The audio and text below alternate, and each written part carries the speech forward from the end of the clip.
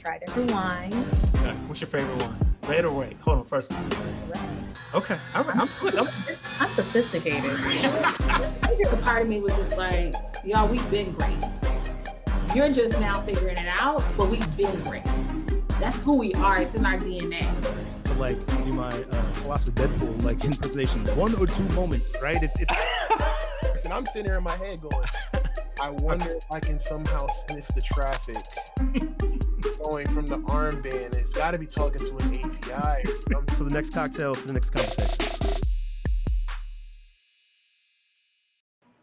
Yo, what up, C3 Squad? Welcome back to the C3 Podcast. Y'all know what it is, Cocktails, Culture, and Conversation. It's your boy, David Lee, your third favorite host, apparently. So screw y'all, C3 Squad. But it's cool. We back with another episode. We got your boy, Maine Terry. Say what's up to the people.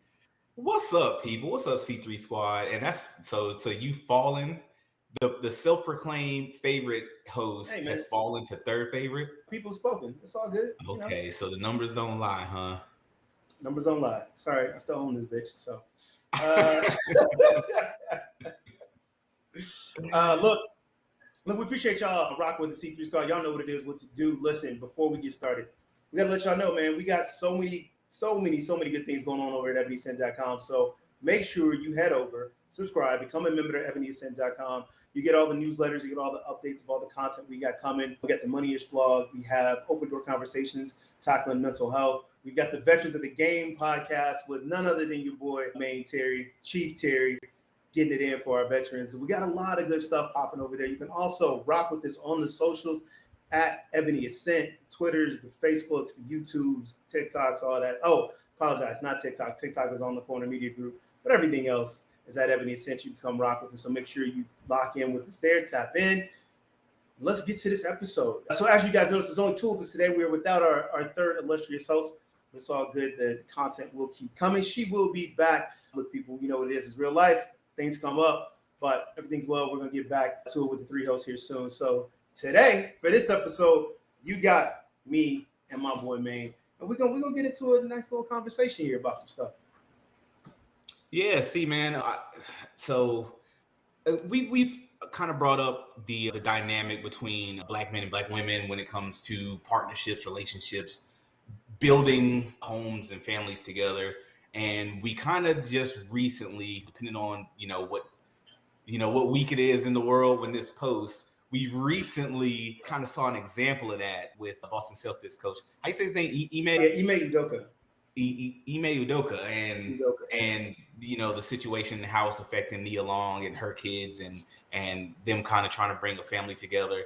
And so I kind of wanted to talk about that. I kind of wanted to bring to the table a discussion about just kind of like what is the state of the Black couple, the Black relationship, and then kind of walk through what builds a successful relationship and the framework and the foundation that it takes to make a Black relationship actually work, especially in today's society. Yeah. And with that recent thing hitting the news, I thought this would be a pretty good time to kind of talk about it while it's fresh on everybody's minds. And we could probably drop a nice good clickbaity title for this podcast, and everybody will jump on it because it's the new hotness. So that's what I wanted to talk about today. If you got some words and opinions and feelings on that, Dave, I think we can chop it up and get into it. Hey man, I got words and opinions and feelings on everything. So yeah, but this one. This one specifically, when it gets to relationships, man, and we'll try and keep it on topic there. But I've had this conversation a number of times in a number of different ways, if I put it that way, right? So, but what's always been interesting is the word that I'll use to me is just the plight that we have within the Black community with these relationships. Right, we've just built such a distance between Black men and Black women. And some of it founded, some of it founded on real good reasons, and some of it not. I think we've allowed ourselves to play a little too much into these stereotypes and just create this barrier, right? And with that though too, I don't think we've ever, in the conversations that I've had, right, that I've enjoyed the most is when you really start to challenge what people really think and know about relationships, not what you've been told, what's been instilled in you, but like truly what you think and what it is that you want out of a relationship. And I think that is, some of, the issues, right? And that'll get a little controversial and hit some people, kind of close to home. But I think a lot of the things, that, the Black community is well known. We've been, entrenched in the Christian faith, and the church has always been a big part of our culture, and a large part of a lot of people's reasonings or upbringings. And then with that has, leads how they think and the things they go after. And so sometimes, I'm not attacking, I'm not saying it's bad, but I don't know. I feel like there's not a lot of true thought about some of those things. It's just, well, this is what I was taught, this is what I was told, this is what I'm going to do. I was like, yeah, but what truly makes you happy? And then I think that word as well, when you say that, most people think that it's like, oh, well, it's not about being happy, you got to do what's right, things like that. But like happiness to me, what I mean by that is like when you really truly feel fulfilled, right? Like you feel like all parts of you are whole, and you're going towards something where you have peace, right? Trying to fit yourself into some box, whatever box that anybody has created, never really truly makes you feel happy or whole. So that's that's kind of my thought, kind of going into this and want to have this discussion about it, is like, how do we really look at this within a Black community, and how do we start to really break down and say like what do personally each of us think like a relationship is? See, that's kind of wild that you've had conversations with people and they tell you, when I went into my relationship, it wasn't really about being happy. It was kind of just it's the right thing to do. And, thinking back about, a lot of my buddies and, even me for a while, like just, we kind of did fall into relationships that we thought was the right thing to do, whether it be, societal norms and societal pressure, or like, we slipped up, we're about to have a kid. Hey, let's just do the right thing and get married. Right. And it not really, the relationship was never really built on a strong, successful foundation. And a lot of times it's with, it's with somebody that you may not even really know or understand or have the same goals and the same aspirations as this person. And so the relationship just eventually fizzles out because there was nothing really there to hold the relationship together. There was no glue that built that relationship. It was very either superficial, or it was very, out of convenience or out of necessity that you guys, or, the two people got together and kind of formed, what we would consider a traditional relationship. But it was never really built on anything. And so I kind of wanted to talk about that, because one of the weird things that I noticed a lot in society, and, me being a student of psychology and kind of just looking at the way that people think about things and develop, either themselves or in a relationship, is that as Black people, we don't even officially discuss getting into the relationship. Like there's a time when you're in 3rd grade, 4th grade, you write the note, hey, I like you, do you like me? Can we go together? Check yes or no. And it was right there, right? Like, okay, we like each other. Are we exclusive to each other in the 4th grade? And I want a verbal or a physical written confirmation of this. But then you get into college and all right, we met in class, we studied together, you cute, I'm I look all right, but you let me smash, we smash repeatedly, and now you're jealous that I see somebody else that I think looks cute, but like there was never really the conversation saying, hey, I like you, do you like me, can we go together and make this exclusive, check yes or no. We kind of just get comfortable and we start accepting kind of relationship things, but we never really discussed what our relationship should be built on, what the left and right limits are, what the boundaries and parameters are. So I wanted to kind of delve into this, and I think you're a great person to talk to about this, because as we have seen over the last few episodes, David Lee, if nothing else, keeps it all the way the fuck real. And so I think that this is one of those things where we can actually talk about and say, like, this is what I've noticed, I've observed, and this is where we're having follies as Black people in relationships. So I pose to you, David, like what is the framework needed to actually build a successful relationship? And look, so I'm gonna caveat this by saying, like, I'm not gonna say it like I'm an expert, We're experts. I'm horrible at goddamn relationships.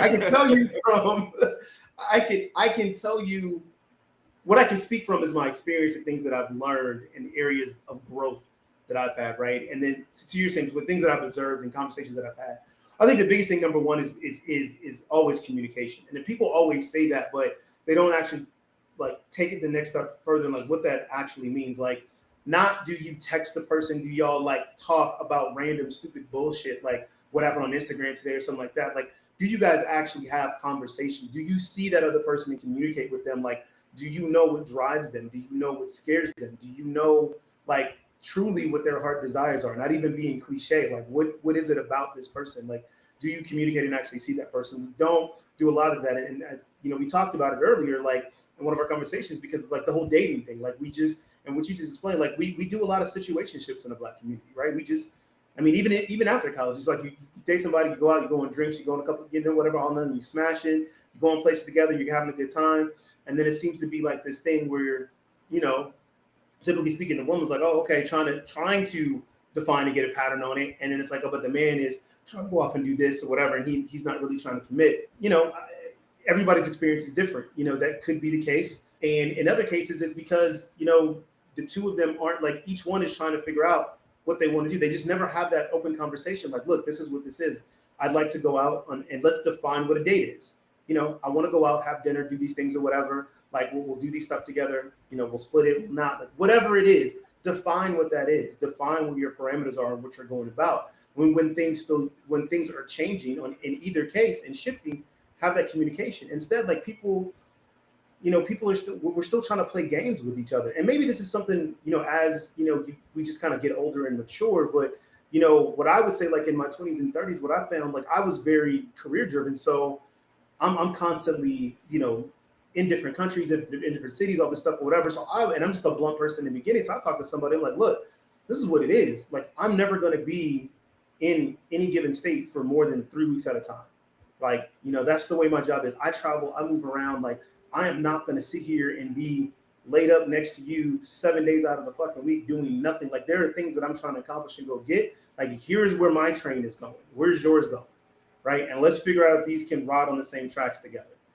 And I had to learn how to get like that because I would kind of do the same thing. I would just kind of get in these situations. I'm thinking, oh, we cool. We on the same page. We ain't had a damn near conversation. I'm just assuming because we like the same things and we're having fun together. So when I talk about certain things that I'm doing and goals, that person's like, oh yeah. But we're not actually diving in and get into that conversation. So therefore, in a situationship, now we're kind of together, and then it's like when shit hits the fan, it's kind of like, oh, but wait, you don't really. What are you trying to do, right? Like, well, I'm expecting you to do this. You should be doing this. Why aren't you, you know, texting me or calling me and picking me up? And you should be doing these things for me. And it's like, wait, where did these expectations come from? Like, when did we ever talk about, or did I say that I would do these things, or vice versa, right? I'm always up front and I'm far from perfect. I'm an asshole in a relationship, right? I'll sit there and be like, what are you like? why are you constantly like nagging me about doing stuff? Like you know what it is. Like I run a business. It's time to get to work. Like this is what I'm doing. This is where I'm going. Like you met me when I was traveling. Like so when I get the call and like, hey, I gotta go speak at this conference. Why are you nagging like I'm always on the road? Like again, expectations, never stopping and having those conversations. So number one, I think that's the first place that I think that like we fail in this community is that we don't set those boundaries and we don't talk to each other. I think we just get caught up in the fact that this person's cute, this is whatever, the sex is good, blah, blah, whatever. Like we caught up in like the appearances of things, right? Like I think both for women and men, right? Women to the extent of like, you know, they see the picture, right? I got the man, I got this, and I'm doing this, and he buys me these things, and he does like whatever it is that they're looking for, they see that and they're like, okay, cool. And from a guy's perspective, it's like, yo, I got the baddie, and you know, this, that, or whatever. She's cool, but you're not actually talking about what you want. And so that's when things kind of start to break down, and then it's what we have today. Where what I can say is because those of you in the audience who kind of know us, you know, on a personal level, who actually know us and know of our friends group, you're probably aware that like we have a very, very tight knit group of friends. It's like, you know, 8 of us. We constantly communicate with each other, talk I mean, literally daily. And seriously, right? We talk daily with each other. And, you know, maybe once or twice a month, those daily conversations kind of turn into real, like, you know, real deep, important, serious topics. And I kind of like that about our group is that, you know, we do communicate. We have a group of guys who we just are good at being open, being honest, and communicating with each other. And I hate to say it, but we probably are better at communicating with each other than we all are with our girlfriends or spouses, significant others, whatever you want to call it. And I think part of the reason behind that is because, one, communication is hard. And communication between friends who have known each other for, I mean, like me and Brandon, we've known each other for almost 25 years. You and I have known each other for, you know, over 20 years. So like communication is easy for us. But when you're getting into a relationship and you gotta learn this new person and you gotta feel them out and you gotta figure out, all right, if I say something this way, is it going to be offensive? If I say something this way, is my sarcasm going to be picked up, or is it going to lead to a fight? And like that's like the biggest hurdle of communication is just understanding what you can say to a person and convey the message that you need to convey without having to get defensive or make the other person feel defensive. And that's, I think that I'm not an expert on relationships either, but I think that that's kind of the biggest hurdle that people have is that not only do we not communicate, but we don't really know how to communicate with a new person. Right. And one of the things that I've recently started doing, I would say within like the last 2 years, is I've really been working on my communication. I'm a married man and I've known my wife for like, we're almost like 14 years of knowing each other. And just really 2 years ago during the pandemic, when you're cooped up in the same house, anywhere, you kind of learn how important being able to communicate and effectively communicate, how important that becomes. Because a lot of people, they seem to think that communication is, I tell you this, you respond to what I tell you.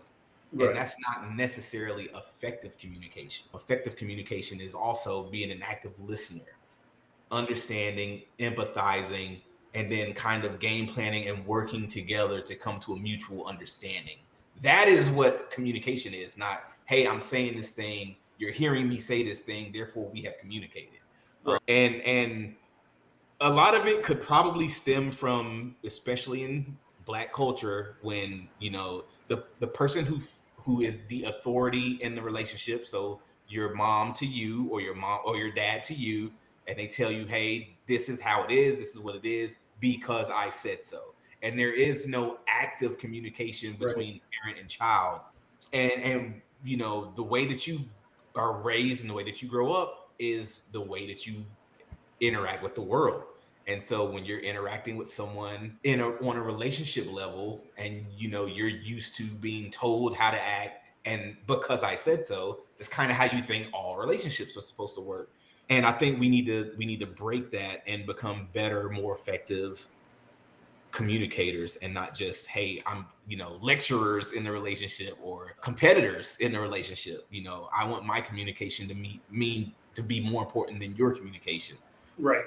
And we gotta break down that wall first. Yeah, and you know what? Like, you hit on a key point. Like, it's work. Like all of that is effective communication. And I think, you know, to that aspect, a lot of people, number one, we have to understand that that's what that is. That it's all of it. It's talking and being heard in the way that the person actually hears you and responds to you. It's listening and paying attention to what they're saying back, and then working together to make sure you get to a common understanding. And, you know, that's not competing with each other. Let me get my point out, right? You're not listening in a conversation if you're just waiting to a point and then you're quickly trying to defend whatever you heard, because now you just blocked out everything that you have in. And bottom line is work, right? This is what, as you know, when I was younger, they would say, this is what the old folks say, like, this is what they mean by, like, it's work. It's work, right? Yeah. Like, this is the work that needs to be done. That's not something that's just going to happen, you know, just like that. It's going to take time and time again, and then patience, and then, you know, over time that coming together. And it's like, so back to kind of where we started, right? You just you hop into these situationships, like, have we even had the conversations or thoughts, like, is this somebody that I want to go do this work with, right? Because it's just because it's all good right now, because we hang out, we do all these things together. Like when it comes down to do the work, right? Is this somebody that I want to work with? Do they not just somebody that can get this work? Somebody that you want to do the work with, do right. the real hard relationship work with. Yeah, because it's crucial, honestly. Like I had a conversation when I was in Austin, right? There was a meetup group that I was a part of, and I loved it because it was a bunch of, we get like the black people together in Austin because it was only like 1,000 of us. Just kidding, Austinites. I know it's like it's easily 1,500 black people, but it was super dope. We would get together, do things like we do like spades games some nights, stuff like that or whatever. But we would have these conversations, and we ended up having had this conversation about relationship dating, stuff like that or whatever. And it was a whole men versus women thing, and typical stuff where we go at each other. But what I found was interesting about it is we did this questionnaire where we kind of asked everybody, kind of went around the circle. It was about 16 of us.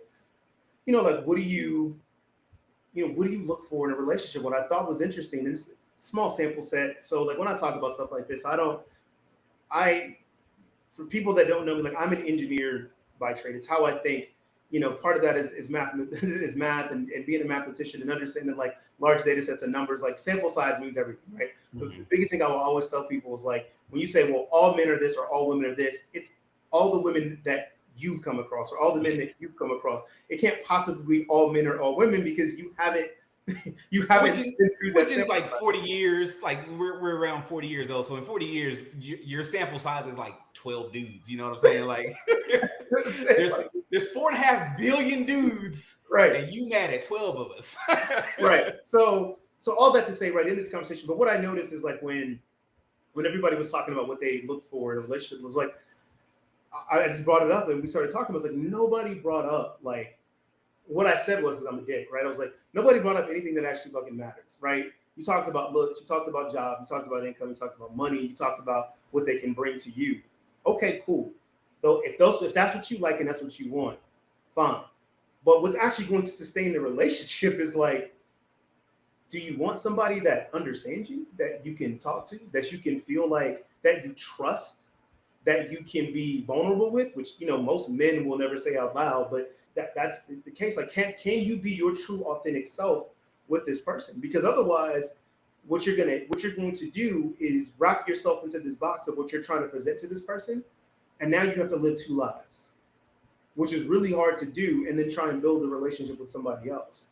And so, I thought about that when you were kind of talking about back to like how we were raised and not really knowing, sometimes how to communicate, because we may just come from almost like you do what I say and that's it. So there really is no active communication. So you take that with you, and then that's what you expect, right? And I'm already thinking we should do a part 2 to this, because I would love to bring in our network cohorts and bring in Fatima and Renata from a open door, mental health side of it, right? And like just how some of that upbringing kind of helps shape your personalities. But I digress just a slight bit. My point in all that is like what I noticed is in this specific conversation, like nobody brought those things up. And I have noticed in a lot of conversations that I've had with predominantly Black people, that those things don't come up. And I'm not saying that Black people as a whole don't do that, because I'm pretty sure there's going to be the 5 Black people that watch it that go, what are you talking about? I bring this up every time. It's not all of us. Great. Again, sample size, numbers, people. Not saying everybody, not saying all of us. I'm just saying the ones that I've been around, I've noticed that is a pattern. That those things that we gravitate towards the things, in front of us with this concept of what we think is love. I want to love this person, and because they're going to do this for me, and they're going to look like this, or they're going to bring this. And they're looking at all these things, which quite honestly, at the end of the day, are very superficial. I'm not about to sit here and say like I'm all enlightened. Do I want a chick with a fat ass and a tight stomach? Yes, I do. I'm not. That's what I want, right? But from a true relationship standpoint, I know that's part of the things that I want. But more importantly is, again, I want a partner, like somebody that I can really trust and build with, that I can communicate with, that we can talk through things, because times aren't always going to be fun. We're not always going to be able to travel the world or do these things or whatever. It's going to be some rough days. It's going to be some 2020s when it's like, fuck, we locked in this goddamn house. Like, I better like you. I hope we can talk and communicate with each other, because we can't go nowhere else. Like, those are the things that I think we're missing. And I think because of this trauma that we've all done to each other as Black men and Black women, right? it's made this even worse, right? And we're kind of like pulling apart from that. And so I think people now, like, people get into these relationships and they're not whole, right? And so they're looking to try and become whole in this relationship. And so I think that's what kind of leads to, you know, in what's supposed to be a monogamous relationship would be, you know, the cheating, right? Because honestly, I think that's really just they're looking for something else. They're not talking and communicating with the partner they are with, and there's something else that they don't have fulfilled, and they're not having that conversation.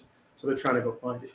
Or another part to that. I'm sorry to cut you off, man. No, you're good. But another part to that, because I kind of wanted to just touch on exactly what you said, where you're looking for an additional part to the relationship that you're not receiving from your partner. And going back to the communication, sometimes even you communicate that to your partner, but they are not willing to, you know, let you know, well, that, you know, that's something that I'm not into and I'm not doing that. You know, sometimes you have those partners that are like, all right, well, you know, we can see and we can try and we can test, and they kind of go along with stuff. You're kind of coercing people into being what you want them to be in a relationship without considering what they want to be in a relationship. And, you know, we kind of have an issue with that as well, where we kind of just go along with relationships, whether it's fulfilling to us or not. And unfortunately, this is something that, you know, a lot of Black women in relationships are prone to doing. That thing, that struggle of where, like, you know what, regardless of how bad this dude is dogging me out, how bad he makes me feel, at least I'm his ride or die. You know what I'm saying? Like, no matter what he does, no matter how bad he fucks up, I'ma still be here. I'm gonna be loyal. You know, this dude is locked up in jail for the next 15 years, and I got 3 of his kids, but I ain't going nowhere. Even though he's not providing for me, he's not there to be physically supportive, emotionally supportive, financially supportive, but I'm gonna just deal with this. And that's kind of a, you know, that's a tough pill that a lot of Black women have been swallowing for decades now, really since like the 70s or 80s. But it's, you know, it's a reality in the Black community that struggle of is some for some reason is glorified. So I just wanted to kind of touch on that, what you were saying. Yeah, man, this could a quick tangent, because this could be a different topic it is a different topic altogether. It goes back further than what you said, right? Because this was something that, you know, back in slavery, that was done. Like, they would take the man away, you know, from the family. They would beat the man in front of the woman and the children, specifically the boy children, to put in that sense of fear and to put in that to where all you ever saw was the mother with the kids, and then the husband, the man, will be taken away.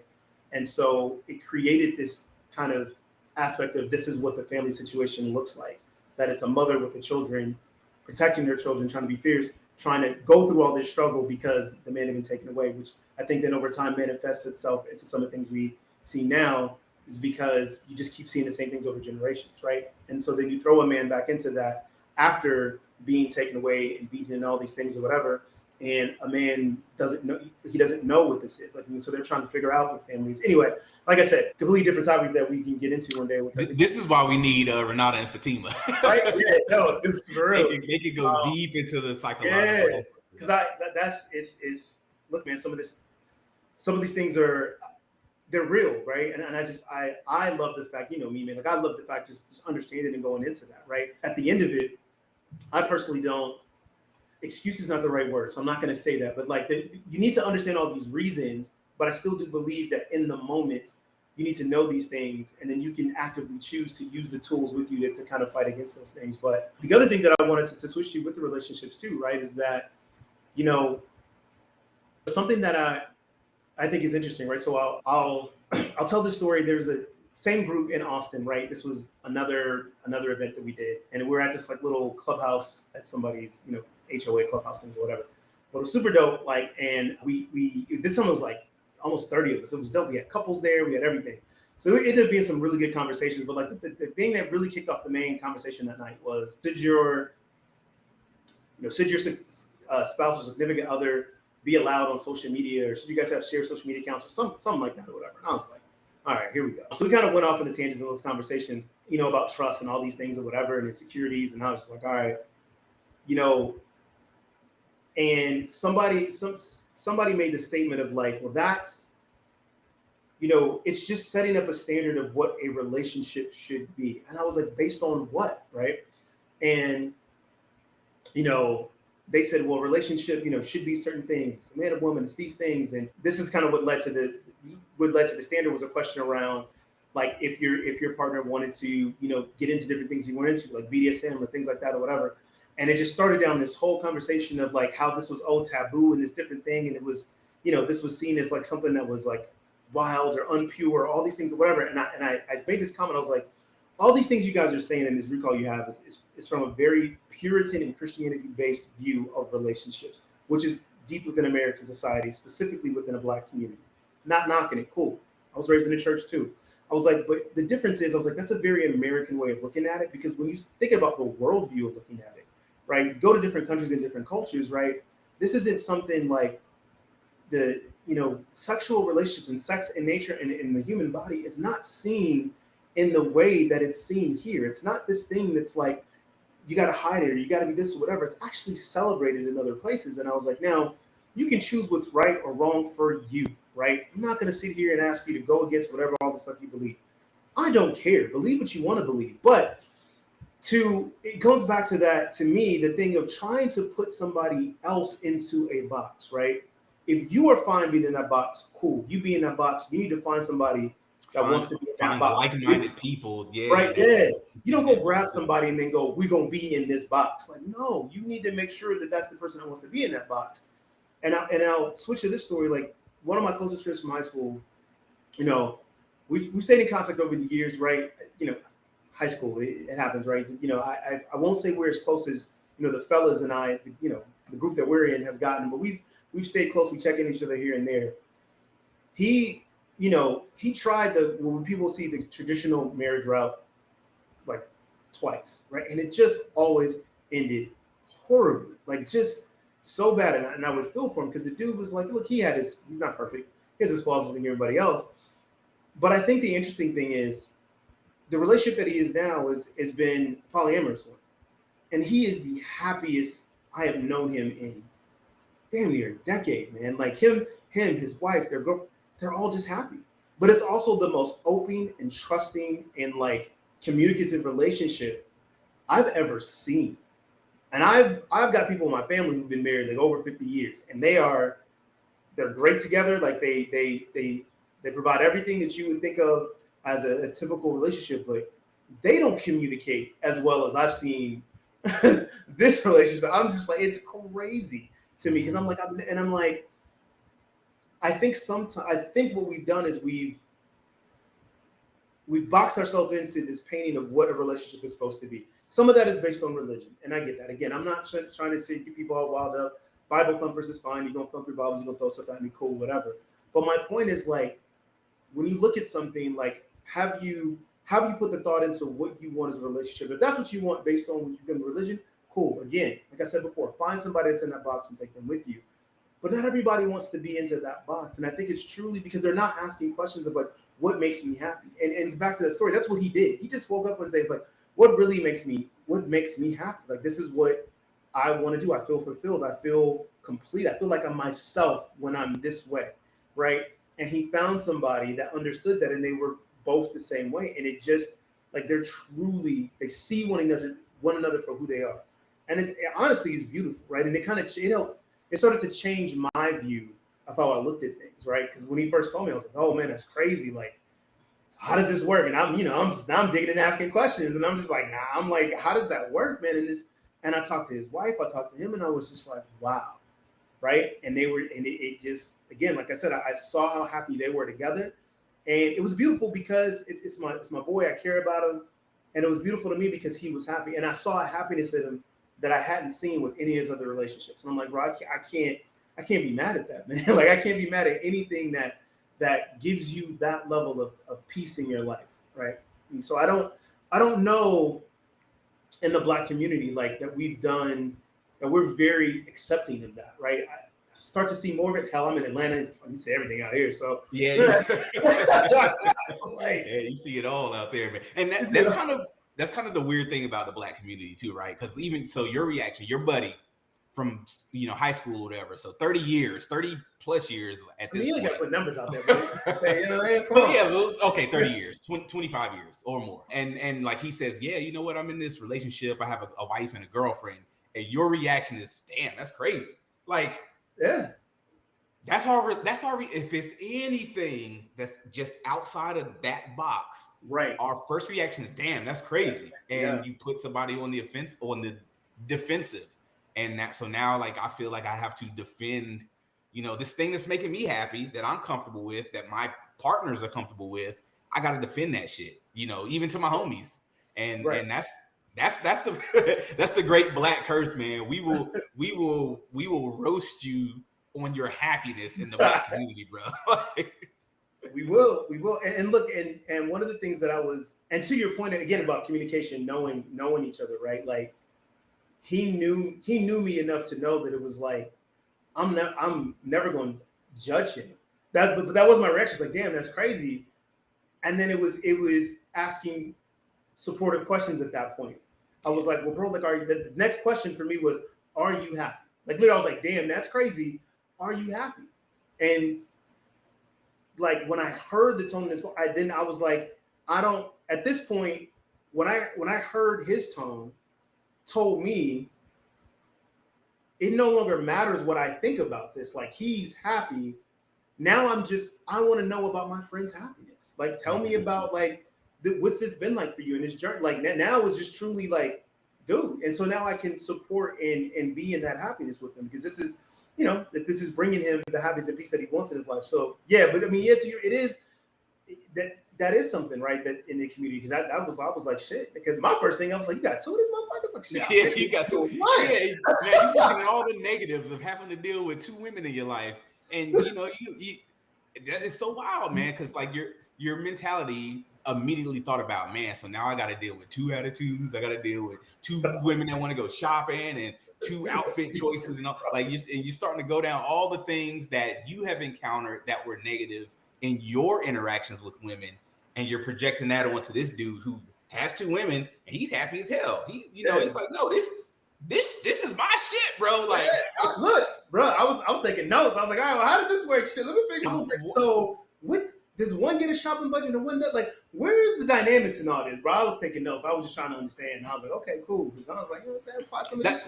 That's another thing about relationships and really the way men view relationships is, all right, so what are the dynamics? Who is on top, who is in charge, and then who is next in charge, and then who is bottom of the relationship? Like, and I don't know why we do that, right? Like, we're both adults, we're both consenting, or all three in his case, we're all adults, we're all consenting, we all have careers, we all are bringing financial support and stability to the relationship. Who the fuck cares who is on top and what the dynamics are? Like the dynamics are happiness. You know what I'm saying? Like, you know what? If I'm tired, she handles this thing, she handles that thing, I do this thing, and we just kind of work it out. And society, part of it is society, part of it is Black culture. When you just have to know like who the boss is in every interaction with another person, and that isn't necessarily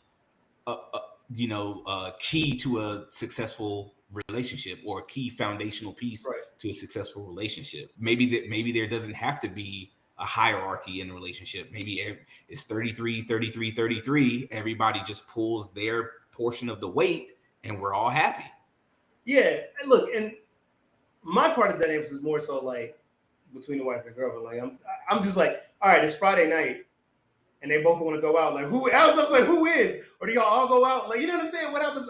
So that was more of my questions. Like, for him, was there a priority between like wife and girlfriend? Was there like a ranking thing? You know what I mean? Like, is it you go back in the days, like when Solomon, he had like all his concubines, right? It's like, is there a like, how does that work, man? Like, you know what I mean? Like, it's only so many hours and so many, and so it was just like, and the answer for them was just like, I mean, they just like, it's a lot like what you said, like it's all of them together in a relationship. So they just, what are we doing today? And like anything, there's going to be compromises, right? So two people want Italian, we're going to go get Italian tonight, right? Next time we'll go get with this person wants whatever. And I was like, dope. I mean, you know, when I had a chance to sit on it and think about it, I was like, that's dope for him. Yeah, Like makes sense. It's comfortable. You know, I don't knock it. Not necessarily. Again, I don't know if it's something I could do because I'm just like, bro, dealing with one, I am just like, yeah, I'm good. I don't know if I could. I don't know if I have the mental capacity and energy to deal with two. I was like, nah, I'm straight. Yeah. I tell my wife all the time, hell yeah, I could be polyamorous. I could do 2 or 3 additional girlfriends. You know, I'm good with that. I mean, I understand that that's not what she's into. Right. And if she was like, hey, well, I'm good with having 2 or 3 boyfriends, I'm not into that. So so the compromise is, all right, well, we just going to be good to each other. You know what I mean? You know, and she's never said that she, was interested in bringing other dudes or even other women into the relationship. But you know, I'm open to it, because I'm like you. I'm kind of monetarily motivated, and more people bringing money to the relationship means less money coming out of my bank account. So I mean, look, that's I would tell you this, boy. If it was something that's on the table, like, all right, it'd be a whole interview process. Okay, how much? What do you do? Yeah, you checking credit scores. I'm checking credit scores. What skills do you bring into this relationship? What do you bring? Okay, you have marketing skills? Okay, great. Because look, it's the whole thing. Like, what are you all bringing into this? And then I'm just like, great. So you can take her out on a date? Like, so y'all go do date night? And y'all leave me alone? Hell yeah. Thursday night, football game is on, and y'all want to go out? Okay. Yeah. And I'm sure that's kind of like, that's what your homeboy deals with sometimes is, I'm just trying to watch the game. So if y'all want to go do something, y'all go do something. Like, man, tear it up. You know what I'm saying? I get Italian any night of the week. The Bengals play the Cowboys tonight and tonight only. You know what I mean? But yeah, so I mean, so when you're starting to break down, all these little pieces that kind of help make a successful relationship. But so back when I was still a young single soldier, the military, they host these things. They're called retreats. Sometimes they'll have single soldier retreats. Sometimes they'll have couple, unmarried couple retreats. Sometimes they'll have married couple retreats. And really the retreats are kind of just based on, if you're a single soldier, kind of understanding who you are, how to better yourself, how to prepare to get into a relationship. Because yes, so the military does this. Dude, I've never heard any like this. This is interesting to me. I'm sorry. That's why we talk about these things. And so as a single soldier, I was maybe 24, 25 years old, still young. I was living in San Antonio. So yeah, you want to listen to this shit. I was in them streets, bro. But I was like, you know what? Okay, I'm 24, 25. I'm about that age where you're supposed to be thinking about settling down and finding that, that one. So let me see what this retreat is about. And it was pretty cool. And then, you're single, so they take you to like a nice poppin' city.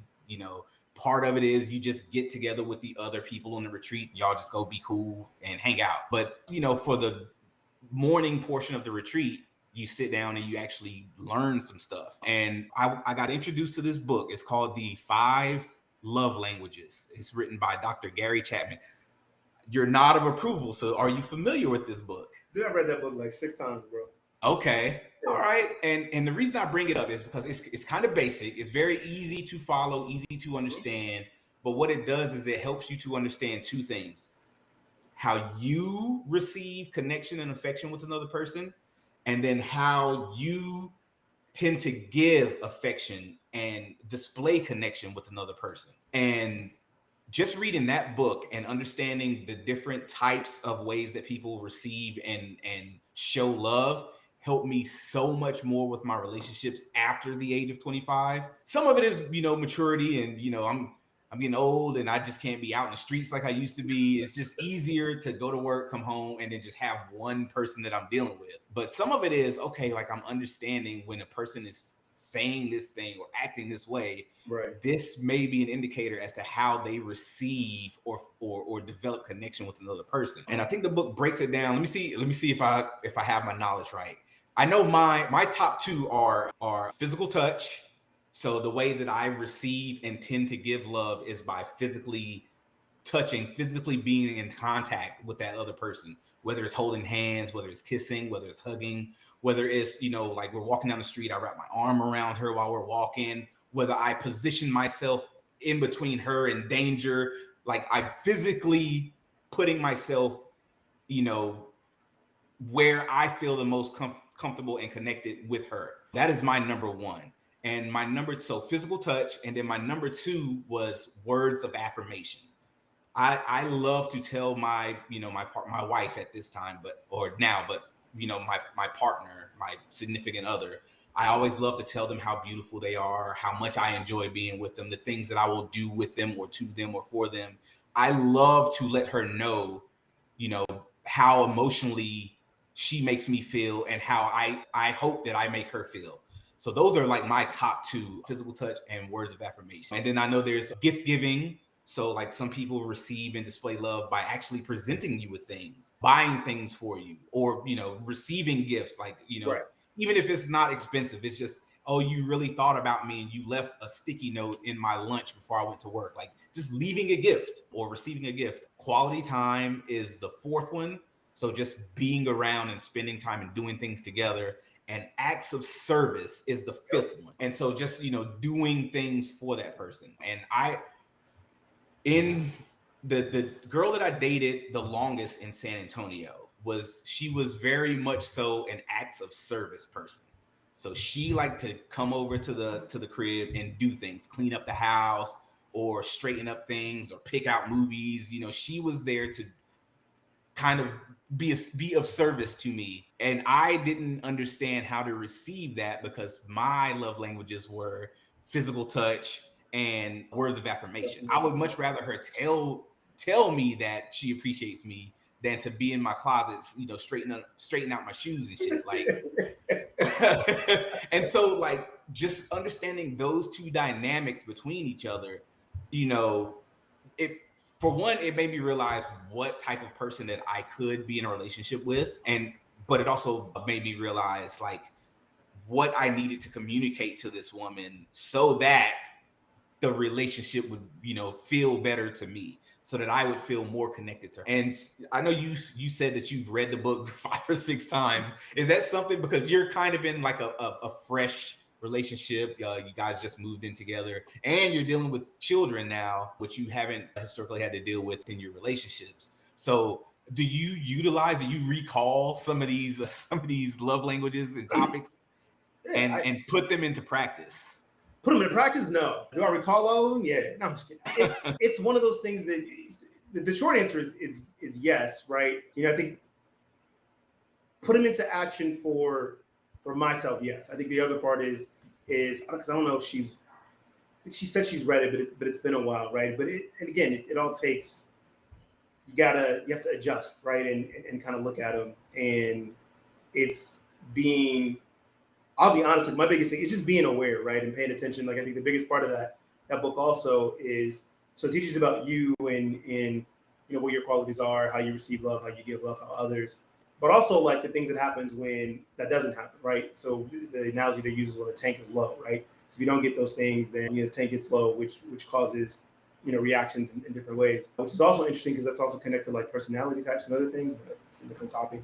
That's another Fatima Renata topic right there. It's actually pretty dope, man. I just went through an executive training about a month ago now that kind of talks about some of the things, like basically love languages and personality have the same type of trigger. Like if your love language isn't fed into, right, then you respond a certain way. If your personality isn't fed into a certain way, you also respond a certain way. Personality ones can be a little bit more dangerous because it kind of causes you to have like transition and kind of change in yourself. Like anyway, but yeah, so it's, I think for me, it's always been because I'm so busy, I always have so much things going on.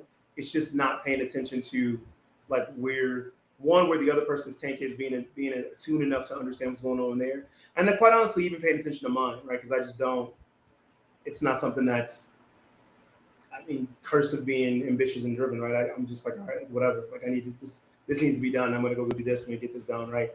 And so just paying attention to going, okay, well, it's been a while since this or that or whatever. So, but it's definitely, look, it's one of the books I always recommend anytime I have a relationship discussion is the 5 love languages. Personality plus is the other one. If you understand your love language, you understand your personality. Number one, I always tell people it starts with you first, right? So that way you're not doing the I'm okay, you're not okay thing, right? Which is like, well, I'm good. It's something wrong with you. But if you don't really understand yourself, like, then there's no way you can even try to understand somebody else. So personality plus love language is what I always say people start with. It's going to help you to understand yourself. Then once you get past that, because once you read those books and you realize, look in the mirror of who yourself are, you may like it, you may not, give yourself some time. Now you can start looking at it and going, okay, now let me apply this to other people, right? Mm-hmm. What does this look like in other people around me? And you'll start to see it kind of manifest in either, and this is relationships, period. And your personal relationship, your friendships, the relationships with your parents, siblings, all this stuff or whatever. You'll see all these things, right? And some of them start to make sense. One thing I do want to kind of add to the thing of physical touch, because that's mine is quality time first and then physical touch. But it's also just that's in everything. It's just how you show genuine love for like anybody, right? Like, so like with me, that's a big point. Like I see somebody I haven't seen in a long time, it could be a colleague, anybody. I'm gonna run to them, I'm gonna shake their hand, I'm gonna give them a hug, like I'm gonna embrace them. Like it's my way of showing like, hey, like this is, I have a connection. Yeah, it's a connection. I've missed you or this, that, or whatever. And I think that's one of the things that, when you read this, that read it through the lens of genuine love, right? Which is like the love of another person, human being, right? Try not to read it like in an intimate relationship love, like you and your spouse, stuff like that or whatever. It's going to help there too. But if you look at it from that perspective, I know for me, it just really helped to understand all of this, right? Because now it's like, okay, this is, because I noticed that about myself. Like I realized like, this makes sense. Like I'm a hugger. Like that's the thing. If I see my boy, if I see anybody I haven't seen, that's the first thing I'm doing. I'm gonna give you a hug, right? It's just, and I never really understood that about myself. It's how I grew up. It was it's my family. So I was just like, I just did it, and I was like, oh shit, I get it now, right? Because that's my way of showing them. It's like I'm embracing you. Like I want you to actually know that this is that connection. This is that genuine past that for me to you, right? And so yeah, it's awesome, man. Look, I could do a whole podcast by myself on what people will call self-help books. Like they're there for a reason, right? And you can get past all the stigma and shit about them. But I'm like, if you really want to figure some shit out, if you really want to do something and understand more about, like I lived in those aisles for decades, right? From my 20s all the way to my mid 30s. I've got an behind me. You see this library behind me. There's a bunch of those books in there because it just allows you to. Granted, I'm a thinker. I'm a philosopher. It's what I like to do. But it allows me to kind of really analyze and take a look at, myself and then relationships and other things that I have with other people, because I always wanted to be cognizant of that, right? And so taking this kind of back down to our original topic, right? I would wrap it up and say this. I think we need to be better in our community of being intentional about relationships. Mm-hmm. Like, what am I intending to do other than smash? Okay, we get that. Straight. You want to smash. Past that, be intentional about that, right? Because if you're intentional about it, like you're actually going to put steps into it and do the things. Go ahead. And there's nothing wrong. So if you come into a encounter and that is your intention, is to smash, at least be vocal about that. Be communicative about that, and find other people who their intentions are just to meet and smash. Like you said earlier, don't go into the relationship saying, well, I want to be with you. I want to only be with you. You're the only person I got eyes with. And you coerce someone into a relationship with you based on false pretenses, when realistically you want to be out there smashing. And like you said, we gotta be intentional. We gotta be intentional about communicating. We gotta be intentional about self-reflection and building up ourselves to be ready for relationships. And we have to be willing to put in that work. We have to be intentional about working together with that person or those people that we're in a relationship with. And I think we could also, give people room to be themselves. Like, what I mean by that is, so if you're out there, you're dating or whatever, and you meet somebody, and it's like, okay, they're open and they just want to smash, and that's not what you want. Okay, just keep it moving. There's no need to again, there's a lot of animosity, I feel like, in the Black community. It's like, oh, you just some dog ass nigga, this is all you want to do. It's like, yo, like, just because this person's not in your lane and they don't want to be in your box, cool, like, let them go, right? Then go find the people that want to be yours. I get it, frustration. You can it can be hard when you feel like you keep meeting the same person over and over and over again. I would just go back to the law of large numbers, right? Like, it may seem like you've gone through every woman or met every man in the world, but in reality you haven't, right? And so I think taking that time to do that self-reflection and kind of really, study and know about yourself will kind of give you some insights to help you find ways to get in different circles so you stop meeting the same people. I was just about to bring that up. So like sometimes you keep running into the same type of personality because you don't expand your circle. You go to the same clubs every weekend. You go to the same bars every weekend. You go to the same sporting events or whatever, whatever it is that you do. You just go to, you go to the same job every day. So you're running into just other coworkers at the job. Whatever it is that you keep, if you feel like you keep running into the same type of person every time, maybe it's more a reflection of you needing to expand your circles and expand your access, and you need to get comfortable with being in different places than what you're currently comfortable with. Look, man, that's why I stopped going to strip clubs, because then I kept running into you kept marrying strippers. That's what happens. Shit. That's what happens. Yeah, I mean, that's what happens though. If all you do is hang out in strip clubs every weekend, all you're going to end up marrying is strippers. Dude, I'm trying to tell you, man. It was just like you just run into them. It's like, oh, it's like, damn, okay, cool. I don't understand why I keep making this same shit, man. But it's so true. It's so true. Like sometimes you just really need to expand your circle, expand the type of people that you interact with. Sometimes you may just need to get out of your comfort zone. It's comfortable being at home. It's comfortable being close to home and being in your community. But sometimes you got to step out, man. You got to spread your wings. You got to be a peacock. All right, man. That's it. We're wrapping it with that one. All right, Dave. So before we wrap it, so can we just kind of put a bow on this, tighten it up, and kind of just break down? So what do we think the framework is to creating a successful Black relationship? So step one, communication, like actual, real, hard work communication. You got to start with there. Number two is intention, being intentional about what you're going after in that relationship. And then I would say number three for me, I would just say, I'm going to describe it as like openness. And I don't mean like, again, I'm not saying whatever you're into is whatever you're into. I'm not asking you to be into stuff that you're not into, but like what I mean by being open is being open by giving the other person room to be who they are, you being open enough to share with really who you are, add that with communication and intention. And I think that will help us bring towards healthy relationships. And even the things that don't get us relationships, just hopefully reduce some of the animosity out there between Black men and Black women, right? Like, let them be open and be them. Like, if she want to be out in the streets, she out in these streets. What does that got to do with you? Absolutely nothing. If he want to be out in these streets, so that aspect of it, right? Like, we are not,